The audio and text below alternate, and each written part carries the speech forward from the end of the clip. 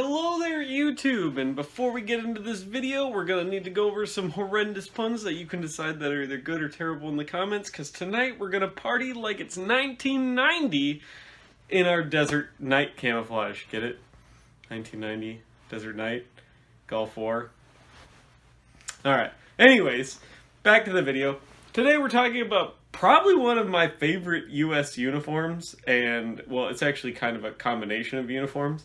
We'll get into that because this isn't really a uniform that works all by itself, but we're talking about one of my favorite camouflages and the history, albeit pretty short, of this uniform and when it was used, and that would be the American Desert Night camouflage, which is actually also used by Australia and the United Kingdom during the Gulf War. It was designed in the 1980s to defeat 1970s era Soviet based night vision technology. It's made out of two colors, axolotl green and laurel green, which is overlaid in this grid pattern because Soviet night vision of the 1970s had a bunch of little grid-based receptors for night vision. So by adding this grid, it actually helped break up the person, everything like that. It was used in one conflict, the Gulf War, obviously, which, you know, was known as the First Iraq War or the Persian Gulf War, a bunch of other different stuff depending on where you are.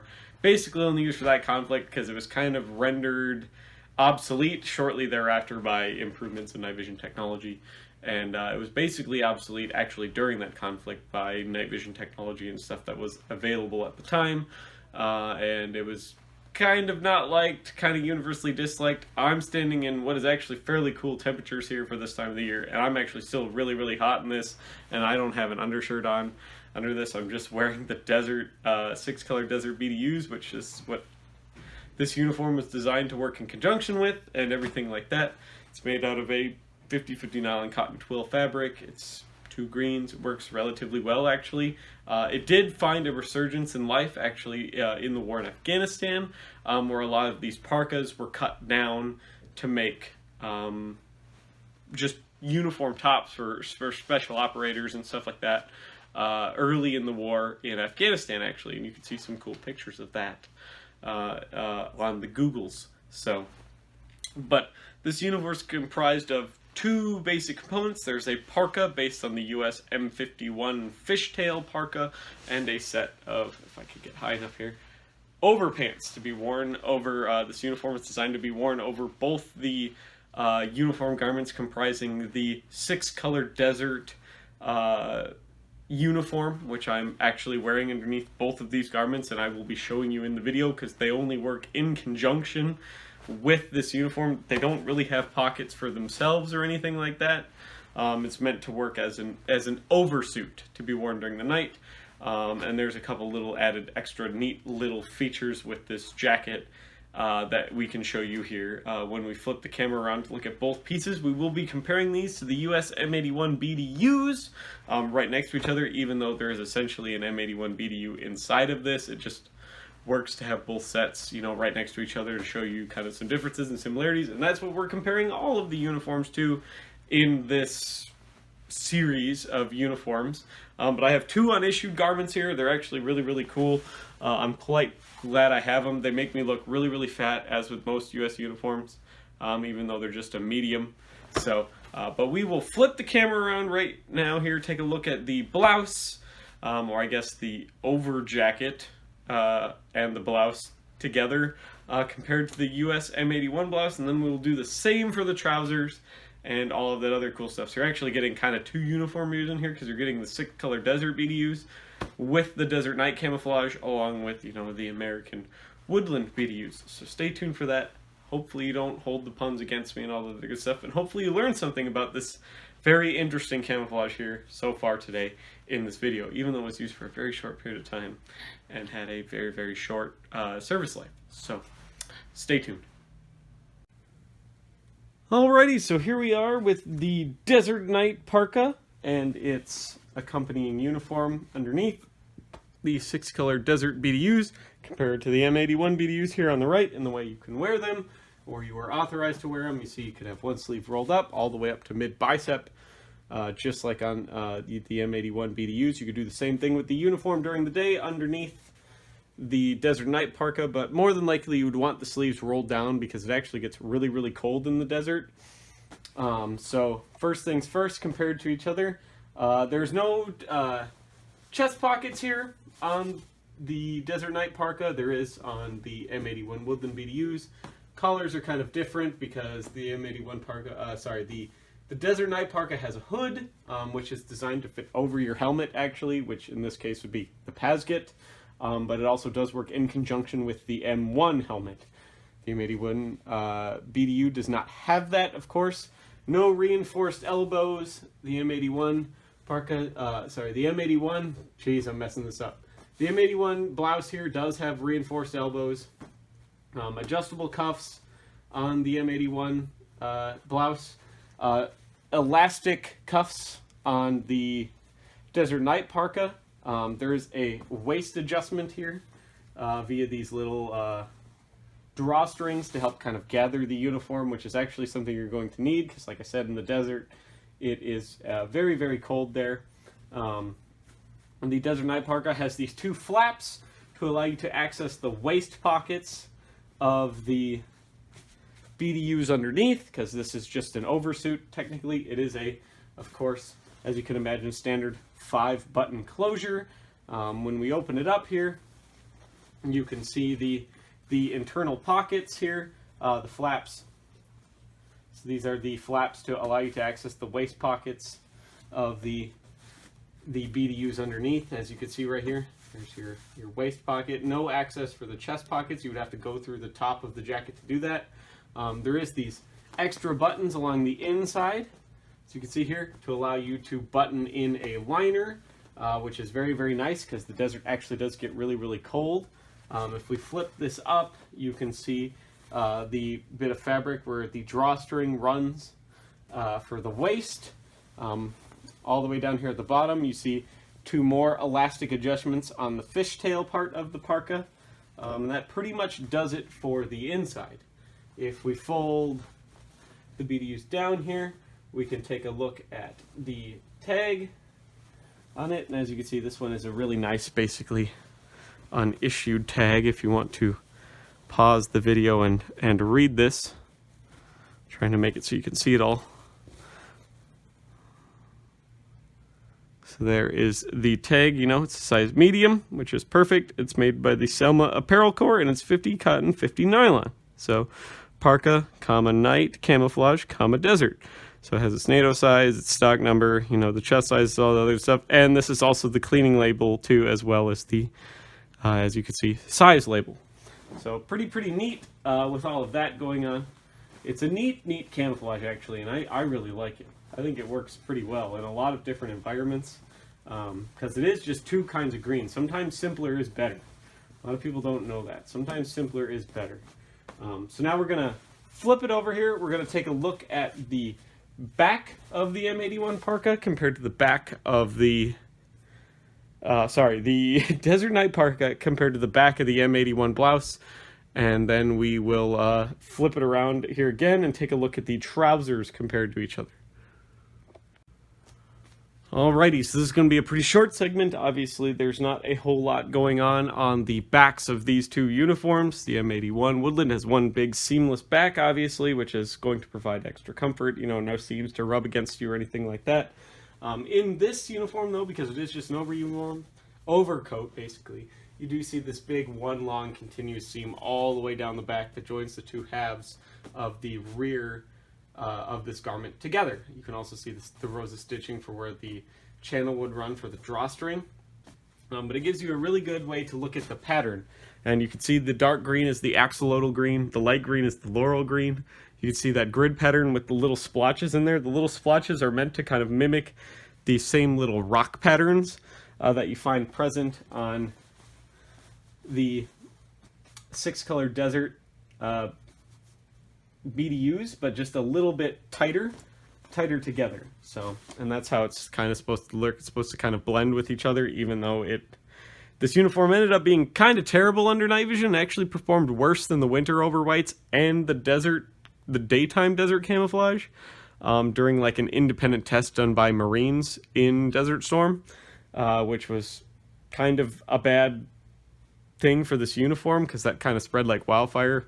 It turns out that it wasn't actually that great, at least with the US night vision of the era, but then again, this was designed to defeat Soviet night vision of the 1970s era, not American night vision of the 1990s era. But you know how soldiers are, they kind of tend to go with what they believe is better and whatnot, so they were using much better night vision than this was designed to work with, so this kind of explains why it was so bad, but it was still really, really hurt the reputation of this pattern and all of the other good stuff. So now we're going to take the blouses away, we're going to compare the trousers to one another and all that other good stuff, and then we will conclude the video. Alrighty, so we have the M81 BDU trousers compared to the Desert Night over trousers here. We're going to work from the bottom up on each pair. If you haven't watched the first video in this playlist comparing the BDUs to the improved Hot Weather Army combat uniform, that's probably good. You get a more in-depth review of the BDUs there, but we're going to go over this because a lot of these pants have a lot of similarities, so this will also probably be a shorter section. So starting at the bottom, they both have adjustable cuffs via these little nylon adjustment tabs to gather the cuffs. Both pairs do. As you can see, there's your little nylon adjustment tabs. Moving up from there, no reinforced knees on the Desert Night overpants, but obviously the pants underneath, which are basically identical to this, but in a desert pattern will. So no reinforced knees on the overpants, reinforced knees on the M81 pants, the trousers there. So here's your access pocket right here to gain access to the cargo pocket in the pants here in the trousers. So that's all it is. Once again, this is an oversuit, so here's your access to your pocket. There's your pocket right there. So just a little Velcro square holding it together. This is one of the first US uniforms to actually incorporate Velcro for closures and stuff like that. The Desert Night parka and pants. So a lot of people don't know that's one of this is where all the US's love affair for Velcro on uniforms really started, was right here. Because all the closures on these are basically little Velcro tabs. This allows you to get access to your slash pockets, obviously. Up here on the United States M81 BDU trousers, you could just reach your slash pockets. So the front closure, as you can see here on the pants, is a 4-button closure. On the oversuit, it is a long strip of Velcro to close it. Basically just to get access to your fly quickly. And then to adjust the pants up here at the waist, you have a drawstring, whereas on the field trousers up here, you have these little cotton tabs with these M buckles on the side to gather the waist. So if we flip the pants open now to take a look at them. Okay, on the rear here, you can see there is no padded seat on the overpants. There is a reinforced seat on the M81 trousers. There's two rear flap pockets here on the M81 trousers, and then there is 2 rear pockets on the the Desert Night parka here that are Velcro closure. So there is 2 rear pockets, but they are, once again, single Velcro tab closure, and they are actual pockets. These are the only real pockets on the whole Desert Night uniform. Is the rear pockets on the trousers are all they're real pockets. They're the only real pockets on the other thing. All the other things that you think are pockets are just flaps to allow you access to pockets in the pants underneath. So you actually get 2 rear pockets if you're wearing this uniform. And then here is the tag for the trousers for those of you who are interested at what they look like. Once again, really, really good shape. So these are size medium long because they only go to an inseam of 29 to 32.5 inches. So these ones actually had to be long. I normally fit in a medium regular, but these had to be long. 50/50 cotton, and these are made by Carbon Hill Manufacturing Company. So, and once again, it has your garment care instruction tag. There is also the size tag. So there's no other tags on the uniform, but that will pretty much wrap up this uniform. Some of you guys might have actually had a chance to use this uniform in combat. It's actually a pretty snazzy uniform. It's a really interesting pattern. Not a super well-known pattern because it was actually issued on a really, really grand scale, but for a really short amount of time. You would see these uniforms, like I said, cannibalized for the war in Afghanistan, for use by Spec Ops troops and stuff like that, and made into like parkas, like better parkas, more modern parkas with huge bellow pockets and stuff like that put on them and things. Because it actually does work surprisingly well, not as a night vision camouflage, but just as concealment. It actually does break up the user quite well in foliage, because it's just two kinds of green, has those little splotches and those little grids that kind of blend in very easily when the fabric is kind of naturally folded and bunched up. It does actually break up the user surprisingly well. So it did kind of get a second life in that regard, but for the most part it was a pretty ineffective camouflage for what it was designed to do, and didn't really see a long service life, and it was kind of an inconvenient thing to use, and it added more fabric and more bulk to a soldier that they really didn't need. It was comprised of 3 garments, obviously the overpants, the parka, and then there would be a boonie hat that would issued with it. For some reason, there wasn't as many boonie hats made as the trousers and the parkas, so you don't see a lot of pictures of the boonie hats because they weren't really widely issued. But you see the pants and the parka issued all over in Desert Storm photos, so pretty neat little uniform. I'm really glad I have one that's unissued. I've had one for years, and I've actually had multiple of them for years, and it was one of my first sewing projects when I became really confident sewing, was taking a couple Desert Night parkas when they were really available and turning them into one of those more modern Special Forces parkas with the big bellow pockets. I don't know what I ever did with that, if I still have it laying around here somewhere, if I destroyed it or whatever, or it got lost or thrown away at some point, but that was a really fun, cool sewing project that I did, and it turned out really well, and I wore it all the time, and I got compliments on it all the time. But hopefully you enjoyed this video. Hopefully you enjoyed this type of stuff. I thank you all for watching and everything. Obviously, liking, commenting, subscribing, it really helps me in the algorithms, which so far for the month of August have been pretty terrible. The algorithms have been towards me, but that's just kind of how YouTube fluctuates, so countering that in any way possible is a great help. If you want to donate to the channel, I'll leave a link to the Patreon in the description. Little as $1 a month, which is pretty cheap compared to a lot of other YouTubers. Gets you into the Discord, all the other good stuff. You could choose to support the channel for as little as $1 a month. And only for 1 month if you so choose. It's a great way. If you have something you want to identify, that's the best way to get a hold of me. If you have any questions you need to ask me on something you have, or need help, like I said, identifying anything or getting any additional information on something, that's the best way to reach me, best way to do it. You can ask me as many questions as you want, or show me as many pictures as you want for $1 for a whole month. Or if you want to do more, it's always greatly appreciated, but the minimum's always $1. All that other good stuff, it means the world to me. The goal is to get to $100 by the end of the month here. The end of the year here on Patreon. We're at about $70 right now, which is really good. So if we get 30 more people to donate $1, or maybe one super cool person to do $30, that'd be really awesome. So thank you all for stopping by. Hopefully I'll see all of you here in the next video, and hopefully you enjoy this Saturday's video. I'm filming it a little early here on Friday night, because I have a lot of big stuff to do for here this weekend. So thank you all for watching, and I will see all of you here in the future. Bye-bye now.